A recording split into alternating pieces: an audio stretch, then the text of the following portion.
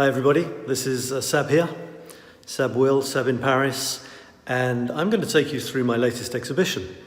It's a great one because I had enough space to show my paintings, my abstract paintings, which are called Infinity Squared, my latest, selection, themed selection of my latest project, which started on the 1st of January 2018. And it's publishing a photograph of Paris with the text every day. And so as I speak, I'm at number 520 approximately. So it's an exciting project, it's ongoing. And the crazy idea is that it's going to last for 18 years. 9 times 9 times 9 times 9 photographs, I think is what it is. Right, so let me take you, it's a handhold thing. I was going to do a professional video as I can do them, but then I thought, the more complicated you think you're going to make it, the less you actually fancy doing it. So here we go. The paintings I call abstract, I call Infinity Squared. These are quite old actually. I've just started doing some new ones. And the idea is always the same. It's 9, I'm sorry about the lighting, this is artificial lighting. It's 9 squares.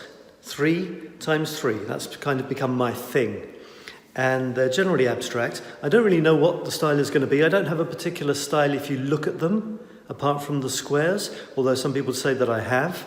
Kind of lots of texture, lots of lines and shapes and things. And as you can see, there's a fair selection here. These ones are 60 by 60 centimeters. And it goes from my early stuff to a couple of later ones. And I'd like to show you how it works. So here's a couple of fairly big ones on the table.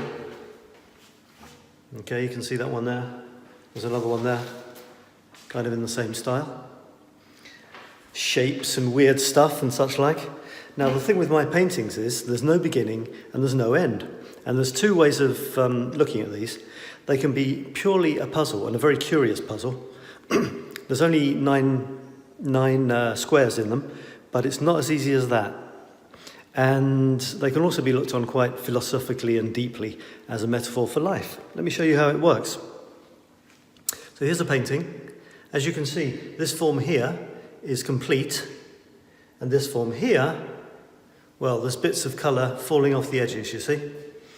Now, the special thing with my paintings is there's no fixed configuration. Actually, when I give them to people or sell them to people, I give them to them in a pile like this. Okay, so this would be a painting. And it's not actually completed until they put it together themselves. Literally, for me, it has not been completed.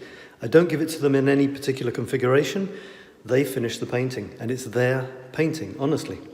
And there's almost an infinite, if you start turning them around, and there's an infinite way of putting them together. So look what you can do. So I'm going to try and make this shape whole. So it's quite simple, although maybe not holding the camera like this.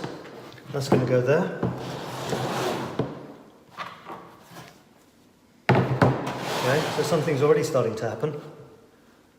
All right, now if I put this here, this one goes here. So it's an operation of moving 6 of the squares, or maybe 5. And what has happened is that the original form, which was together, has now been split up here and here. But we have a new star of the painting. There he is, or there it is, or there she is, I don't know.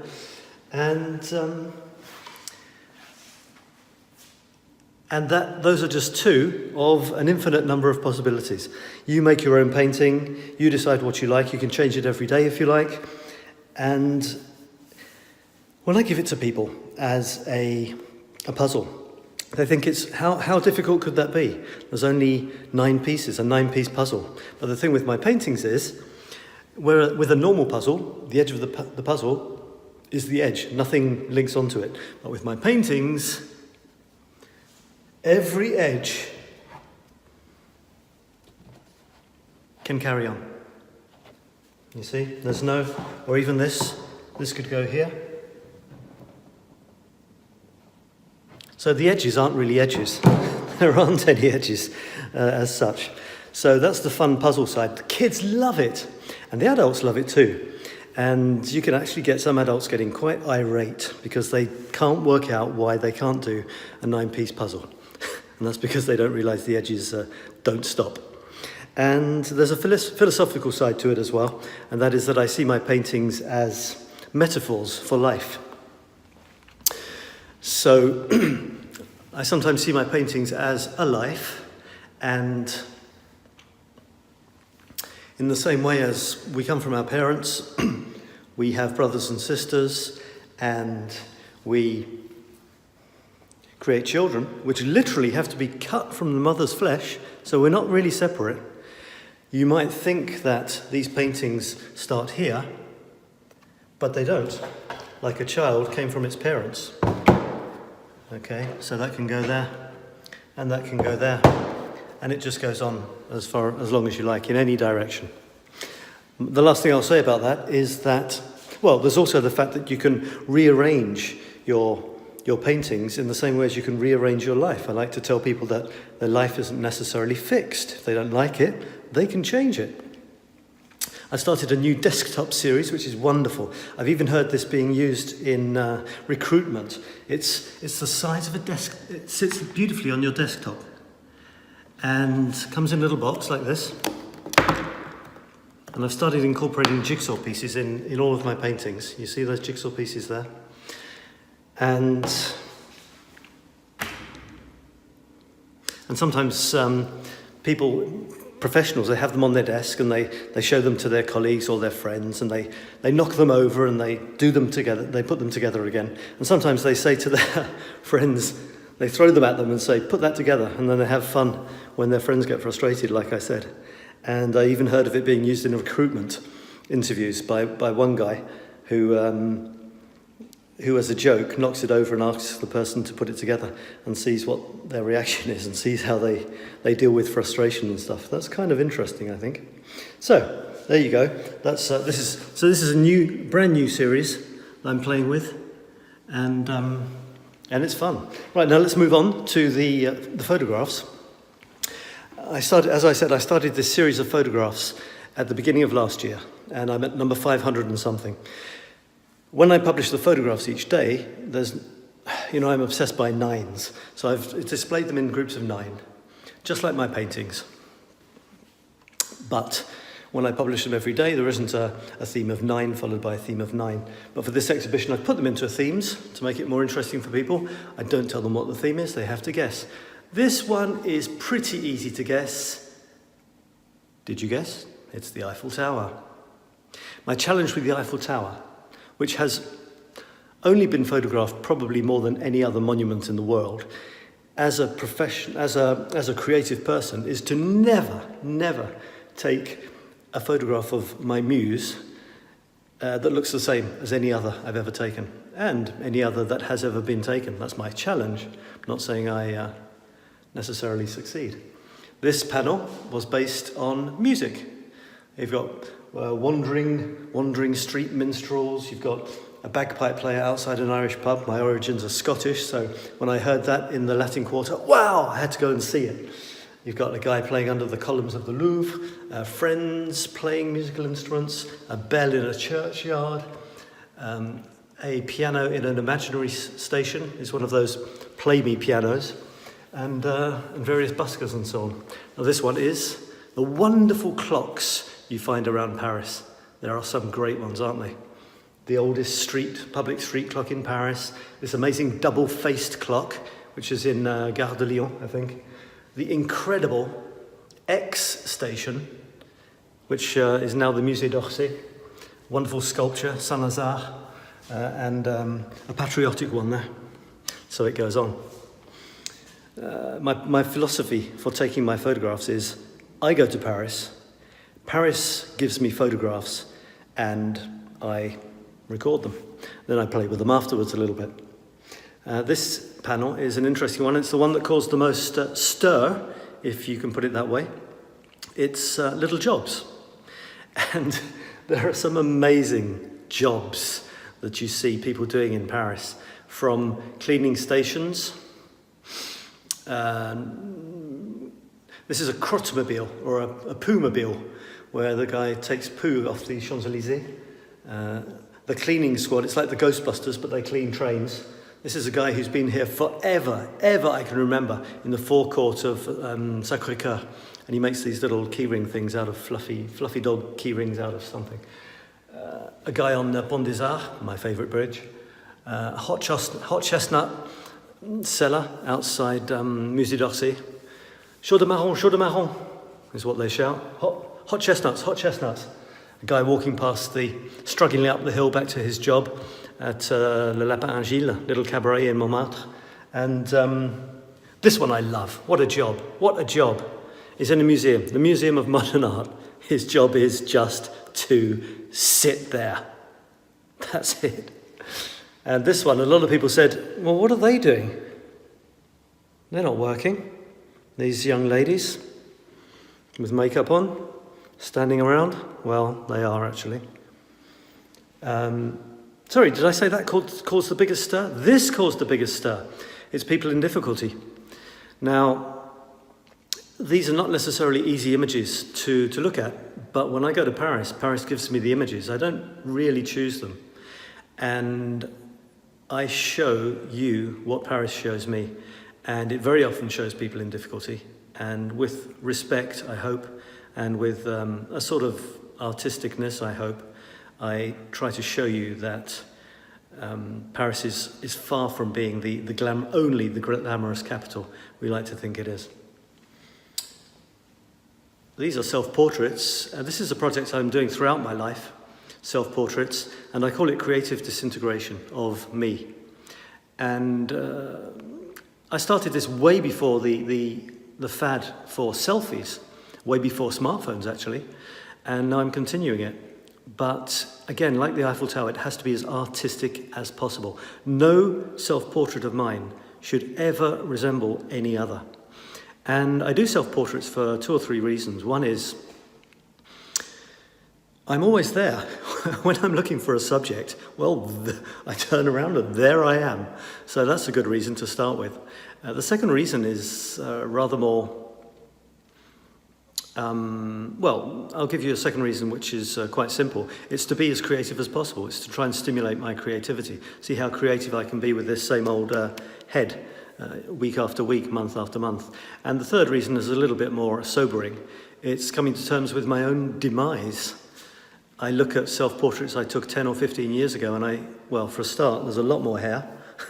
and I see myself changing changing form, let's say, until, I guess, the ultimate change in form.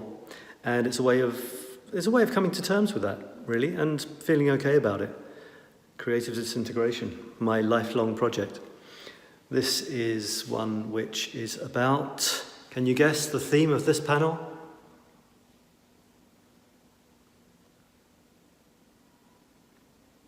And the theme is reflections. Reflections when it's rained, Invalides. Reflections in shiny floors, that's at the Louvre. That is one that intrigues people. This is the Louvre, and this is the pyramid reflecting the Louvre. This is, actually, I would turn the camera upside down, but I don't know what's going to happen. It's a puddle, and the photograph was actually taken in the other way. That's a photograph of a puddle. This is a building being constructed with wavy glass reflecting the buildings you can see there. And this is a reflection of a barge in the Canal Saint-Martin, the Seine when it was flooding, and in a metro, and another guy in a train. This was a wonderful project, and it was, I had a very, very exclusive private visit to the Opéra Garnier, the Paris Opera, and incredibly, I thought I was just snapping away with my smartphone as we walked around, and funnily, I thought I would put 9 of my best photographs together in a panel, and I did, but then I carried on playing with the photographs I'd taken, and I realized, to my great, great pleasure, I could produce 9 panels of 9 photographs. So I've got a huge grid, which is not here, but I've shown 2. This one, and this one is on the theme of circles. And there's Chagall's wonderful and sometimes controversial painted ceiling. This is great. Look, there's bees on the roof. There's a view of the Eiffel Tower. There's the stage scene from the seats, and the seats seen from the stage. And it's the stage you don't normally see because they were building the set, and it's just stunning. It's like an air hangar, and various details. This was great. This was underneath. Here's the stairs. And this photograph, my friends, I waited 25 years to take this photograph. It's the secret lake underneath the opera, and very, very few people ever get the chance to take that photograph. Those are the round ones. And remember, there's 7 others like that, if you want to see them on my site. This is To the Joy of My Son, who loves trains. This is the train panel. Wonderful. I'm always in the trains, and it's a great way to... There's tons of inspiration, you know. And for each of my photographs, I always write a text as well. It could be a poem, it could be philosophical, it could be simply talking about this part of Paris. Or some strange aspect of my life, or that has come into my head. I find it a very good practice, and it's sort of like my own little philosophy. I'm my own guru these days. And the opportunities to be creative are absolutely endless. And this is truly probably my son's favourite panel, because it's my son. There he is, Leo, in various guises. Look at that. That's the old railway that used to go around Paris. That's Lille. We found a piece of street art in my square style, infinity squared style, that I put up about 10 years ago, and now he's about 10. How about that? He was 0 when I put that up. Homage to the Eiffel Tower, him and me blowing it a kiss, urban spaceman, and so on. And that's it for my photographs. Here's another series, my Japanese period, you could say. I was playing with minimalism, still texture, still plenty of texture there. I don't know what, there's no direction to my paintings. There's no up, there's no down. This was the 4th one because I wanted to have a grid of 4. So it's 4 rather interesting and minimalist paintings. And I'll finish with it's going to be a 20-minute video. Is that good or bad? I don't know. And here's my little table with all my stuff to greet people. They can see this is the raw material of my life as a square guy. Little white squares. Anything is possible. Here's a bit of work in progress, you see. Various funny. In my hometown where I live now in France, they've got an English telephone box. I knew I was home. This is me outside Shakespeare and Company. Another self-portrait. This is my trusty easel, which I don't use too much these days, but that's been with me from the very beginning. Now this be good if I smashed it for the video, wouldn't it? Well, it wouldn't actually. This is a street artist who did this with his face, and he gave them or sold them to other artists who then painted them, because it was like that to start off with. And we are supposed to put them up in our hometowns, except that Paris is my hometown, and he's from Paris, and I didn't want to. I give this to people who are sometimes not very happy, or who are thinking about other things, or things like that. Talking about thinking, there's thoughts going around for you. Place de la Concorde. I threw a couple of poetry books in, but I don't expect people to read them. And these are my cubes, my famous cubes. I don't show them very often.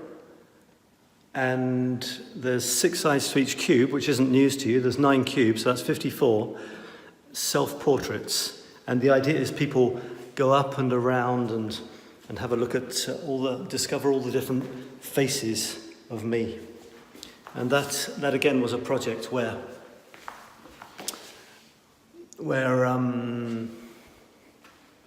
it's me in my creative disintegration. You know, I play with things I find in the street, names, bits of graffiti, and so on. Right, so that is my show. It's a 20-minute video. Thanks a lot for watching. And get in touch. Follow me on social media, on Facebook, Sab Paris, and then you'll get links to all my Facebook pages and visit the websites as well, parissetmefree.com, infini2.com, so it's infini2.com. In French, that's infinity squared. And then there's Mystic Rhythms for the poetry, and infinitycoaching.biz for coaching. Wonderful coaching in Paris. Do come to Paris and spend some great time with me. Discover Paris as a metaphor for life and change your lives. We do. And I'll leave it at that. Thanks so much, and I hope to see you in or around Paris or online soon. Bye for now.